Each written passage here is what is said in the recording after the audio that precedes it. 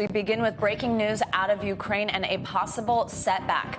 The key city of Kherson appears to be in the hands of Russian forces as both sides meet today for a second round of talks. It's a strategic provincial capital in Ukraine's south. Overnight, the city's mayor said Russian troops have taken over the city's administration, and people there have reported seeing Russian troops inside the city. However, the Ukrainian government has not confirmed the capture. This comes as Russia intensifies its attack on several of Ukraine's biggest cities. Some people who chose to stay now waiting to face their enemy. I hear the shots and explosions around me and bombing, and that happens like a lot. We want to be angry when we die, not scared. And this morning, this stark number from the UN, at least 1 million refugees have now fled Ukraine trying to escape the war, many forced to leave loved ones behind. What was it like leaving? It was like pretty much giving your soul to God. We all are just super, mentally we are broken, and to be honest, I do have PTSD. I do. Very bad kind of. Every time I hear sound or anything, I start shaking. Despite the carnage and possible setbacks, a new and defiant message from Ukrainian President Volodymyr Zelensky, and Ukraine officials say they are not only defending their country, but also launching counterattacks against Russian forces. NBC News foreign correspondent Matt Bradley kicks off our coverage this morning from the western Ukrainian city of Lviv. Yeah, Joe and Savannah, it's a big day. 1 week into that Russian invasion of Ukraine, and, they've only made modest advances. So far, they've only really taken one city of any consequence, and that's just today. We just heard that Kherson, the city in the south that's sitting on the Dnieper River, a strategic city and an important location for the Russian strategy here in Ukraine, has fallen to the Russians. Now, there's been some back and forth about whether or not it's actually fallen, but it seems as though, for all practical purposes, there are tanks in the street. The Russians have taken over some of the important administrative buildings. We've seen video. It seems that, like I said, for all practical purpose, this city is now in Russian hands. Now, importantly, it looks as though the Russians have managed to turn on the canal that runs from mainland Ukraine down into the Crimea Peninsula that had been taken. Remember, the last time the Russians invaded, back in 2014, the Ukrainians cut off that canal, and that created a lot of protests from farmers in Crimea who weren't able to water their crops. So now that canal is back on. That was maybe one of the major goals that the Russians had in Ukraine, as well as, of course, regime change in Kyiv. But we're starting to see some of these elements that the Russians seem to have wanted here falling into place. Among them, creating a land bridge from the east of the country, from the Russian border in the east near Mariupol and near those separatist enclaves of Donetsk and Luhansk, and Crimea, that area that, as I mentioned, had been annexed back in 2014. But this town of Kherson, it's only about 300,000 people, and it says something that 1 week into the fighting, this conflict that a lot of Western analysts, and myself included, had assumed would be over by now, that the Russians, with their overwhelming force, would have taken over this whole country very quickly. They've only made modest gains. Kherson is a major city, but it's pretty modest. It's rather small, and, it fell just today, 1 week into this conflict. It's remarkable, the resistance that the Ukrainians have been putting up to the Russians. Guys. Matt Bradley in Lviv. Matt, thank you. Let's now bring in NBC News foreign correspondent Raf Sanchez in Moscow. Raf, good morning. So with it looking like Russian forces have taken control of this southern city, there's a lot of focus on what comes next, of course, especially in the capital of Kyiv. Satellite images show this Russian convoy still heading towards Kyiv, 40 miles long. It's encountered some logistical challenges, but it doesn't mean it stops. Now, Russia's military forces have met resistance also from Ukrainians. What do we know at this point about Vladimir Putin's strategy? Savannah, good morning. Putin was looking for a knockout blow in the early days of this war, and that goal was reflected in his tactics. Lightning advances by light armor, by elite troops, hoping to break the Ukrainian military in the first 48 hours or so of this fighting. Now, that hasn't happened. The Kremlin clearly underestimated the resistance of Ukrainian forces, of the Ukrainian government, and frankly, of the Ukrainian people who are building Molotov cocktails and putting themselves themselves in the path of Russian tanks. The Pentagon says the Russians are now switching tactics. They seem to be regrouping around Kyiv. We see Russian forces encircling the city as that enormous convoy gets closer and closer to the capital. And we are also starting to see them heavily bombard not just Kyiv, but other cities like Kharkiv. And the big question looming is, will the Russian military turn to the kind of scorched earth tactics that we've seen them use in Syria, we've seen them use in Chechnya, where they effectively level the cities they're trying to take? Savannah? Of course, at the same time as the country is investigated for war crimes. So that's certainly something to keep an eye on. Now, Raf, Russia, that's an important note there. Russia has just now released an official death toll for their troops in Ukraine. Tell us how many they are saying have died. Of course, I'm emphasizing this because it is in contrast to what Ukraine is saying. And then also tell us what the Kremlin is saying about this death toll, about the lost troops.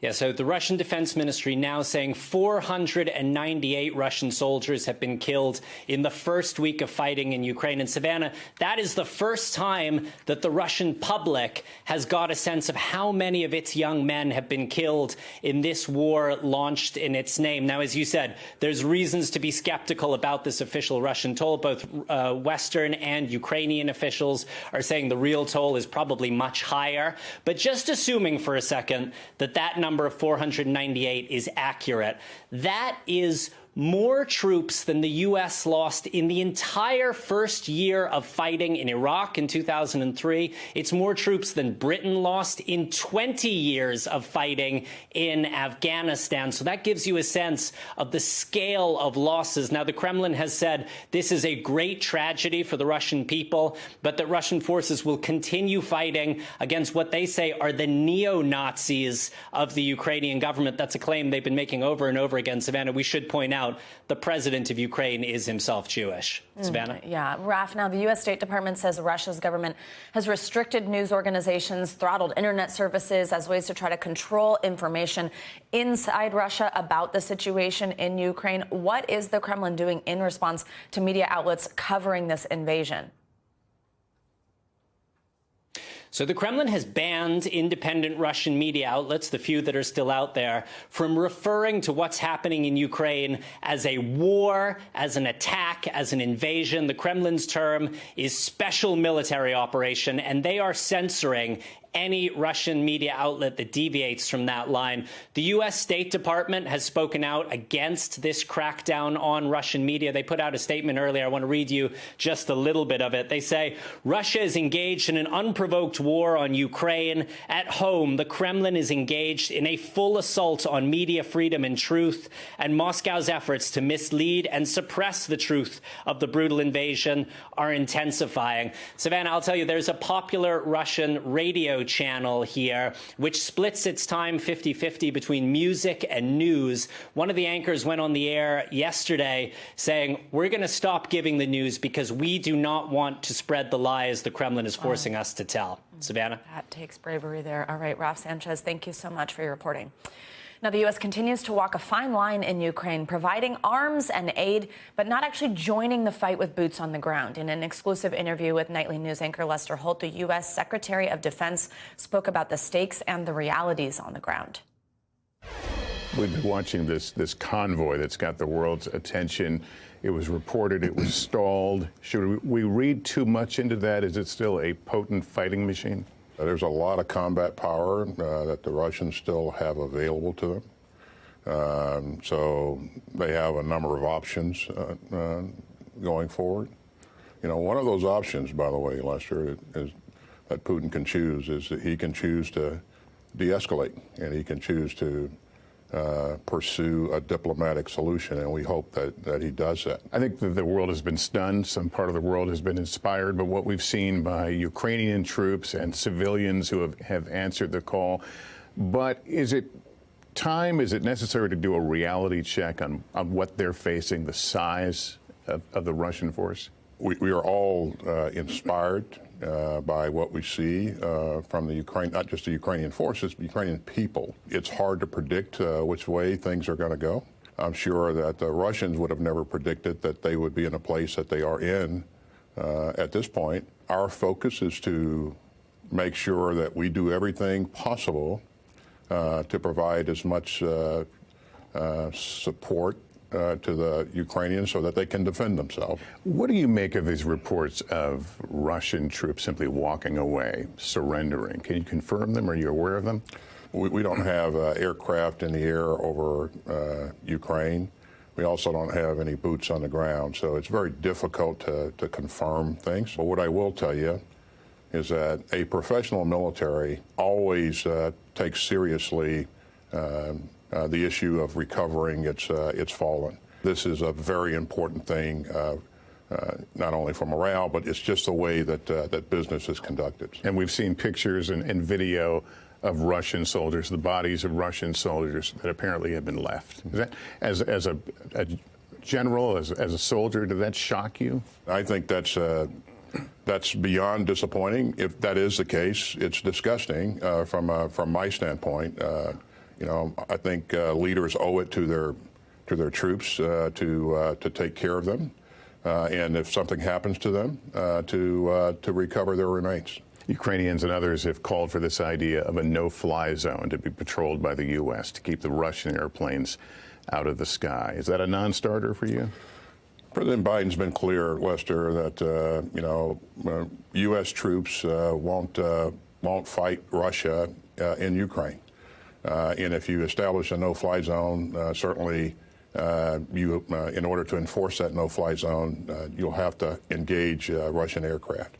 And again, that would put us at war with Russia. We heard Vladimir Putin's words about nuclear weapons. Have you seen any actions to back up those words? Anything that suggests a new posture toward the West? Any rhetoric about the employment of nuclear weapons is dangerous, and I think we should avoid that if at all possible. I think it creates a climate or it creates the conditions for gross miscalculations, and we certainly don't want to see that happen. I am very comfortable with our posture, and I am confident that we can defend not only ourselves but our allies and our partners. Mr. Secretary, you and I are both children of the Cold War. Does it feel back to the future for you now to see this conflict? We certainly didn't envision being here in 2022 in Europe. And we don't have to be here. We didn't have to be here. This is a choice by one man. But again, I think it speaks to the relevance of the NATO alliance. I got to tell you, it's impressive to see the way that that countries have come together for a common cause. It certainly is. Our thanks to Lester Holt for that interview. Let's bring in national security expert Jason Beardsley. He's the National Executive Director of the Association of the U.S. Navy. Jason, good to have you with us. I want to ask you about something the Secretary of Defense just said in that interview with Lester, that the U.S. hopes Putin will de-escalate and explore a diplomatic solution. There is a second round of talks happening in Belarus today. So what would a diplomatic solution even look like at this point, with so many Ukrainians already killed and so much destruction? Well, thanks for the question, and good morning. I think the diplomatic solution for Vladimir Putin is simple. He needs to save face while walking away with as much control, at least nominally, of some of the eastern province in Ukraine. That's the Donbass region. And I think because he's got forces aligned in Kiev and other places, he'd like to kind of walk away with peeling back some of the sanctions that, of course, are hurting the Russian economy. So diplomatic solution for him means his troops are stalled out on the ground. They're losing this war, and he gambled. He lost that gamble, and now he's going to look for a way to kind of save face and remain in power. The only way to do that is if he's very clever, and so far we haven't seen much ovations in that direction, but it's good that they're talking. It has been only 8 days so far, but Ukrainian officials say around 2,000 civilian lives have been lost so far. Ukraine is putting up an incredible fight, not just the military, but also civilians. How long do you think they can keep that up? Years. We went to Iraq with overwhelming force, and a lot of people think war is about numbers. It's not about math. It's about spirit. I think Reagan once said there's no weapon or arsenal in the world that can match the free-spirited peoples fighting for their homelands. That's what we're seeing here. And again, I've been in combat And watching it on the ground, doesn't matter how many tanks you have or how many trucks, if the will of the people has not been broken, they will continue to fight until the last scrap of earth. So Russia is not facing a very easy solution here, and their best move is to take what they've already gotten sort of earned by the diplomatic community in the East and walk away, and I think you're going to see that. Spirit is a weapon we perhaps don't talk enough about. While we have you, I want to ask you about China. It has not joined in issuing sanctions against Russia. What impact does that decision have on Putin? And do you fear at all China may look at this and perhaps follow Russia's lead in its growing tensions with Taiwan? Yeah, what a great question. China's a real player in this. Number one, they've eyed the provinces of Ukraine themselves for their Silk Road initiative. They're eyeballing the factory in Zaporizhia down by the Dnieper River, which produces the motor sicked factory, the engines that fill their airplanes and helicopters. China is not looking at the end of this for Russia to actually take all the control here. They kind of want some control themselves. And the better that Putin does, the easier it is for them to look across the straits at Taiwan. Here's the lesson, though. Let's get Taiwan ready and armed up first. We were too late on Ukraine. Stingers, TOWs, Javelin missiles, all that stuff has to be done before the invasion begins. And the United States has a unique opportunity right now to reinforce what the international community is finally saying in Ukraine, which is it's time to make sure that these people can defend themselves. Jason, good to have you on this morning. Thanks so much. Appreciate it. Now, the United Nations says at least 1 million people have fled Ukraine since Russia invaded last week, creating a refugee crisis in neighboring countries. NBC News correspondent Jay Gray joins us now from Poland along the border with Ukraine and the country that's received the most of these refugees. Jay, good morning. So you were at a train station, I know, yesterday when we spoke with you. More than 2,000 children, including orphans, arrived from Ukraine at the time that you were there. Tell us, what was that like? I mean, we're hearing these accounts of people getting off of these trains exhausted, frightened. How are these children? What did you see, and what are you seeing now today?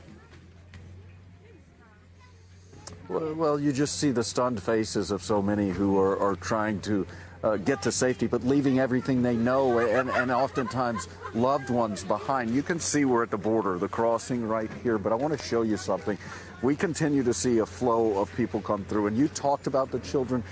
They're families like these, and they've walked across, some with suitcases, with plastic bags. You see the kids here with their stuffed animals, and one here with a violin.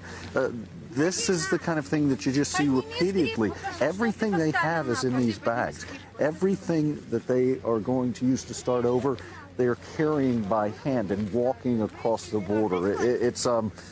It's really unfathomable to think what is happening here, and with so many. I mean, this is not an individual event. This is a situation that we're seeing, again, just over and over as they walk across the border here. Absolutely. Jay, you mentioned that they have these bags. It's all they have. So kind of two questions here. In your experience, does it seem that people's plan is to return home if and when they potentially can? And also, what's happening when they do get there? Are they finding family? Is it volunteers? Where are they going? What's the plan? Yeah, that's going to be a big issue, Savannah. And I just got word that this family is from the coastal town of Odessa. That is so far away from where we are right now. So to make that journey for them has been very difficult. What's going to happen? We're noticing already today with the influx of people coming over. As the violence gets more extreme, so does the wave of people coming in. And so as they continue to walk across the border here, for the first time today, as we made our way closer to the border, we saw what was a makeshift tent city in a park. People that just set up what they could, where they could. And so finding a place for these families, for these people, is fast becoming a problem here. And everybody talks about the humanitarian crisis. Well, that's where it's going to be so difficult. We're already over 1 million people who've left Ukraine and headed to border countries, most of them coming here to Poland. They're going to have to solve that problem pretty quickly because there are a lot more people on the way. Yeah, I mean, the UN's actually predicting 5 million people is what it could get up to during this war. What is a place like Poland doing to prepare for an influx of even more than that nearly 500,000 that country alone has seen? Yeah, what they're doing right now is as soon as people come across the border and get established, they're moving them out. Some going to Warsaw, some going to Krakow. So going to other European countries, but they've got to get a more developed system in place, and you just can't do that because you don't know where these families are going to want to go. You asked me earlier about whether they're going to be able to get back home. So many of them don't know the answer to that question. None of us do in reality, but they want to stay as close as possible in case they have the opportunity to go back. And that's the goal for everybody here. And so keeping them close is what's going to be so difficult. Again, there's just a limited amount of space, and this area is being overrun by people who need to be here for safety reasons. Absolutely. Jay Gray, thank you so much. Really powerful reporting from the ground. Stay safe. Thanks for watching our YouTube channel. Follow today's top stories and breaking news by downloading the NBC News app.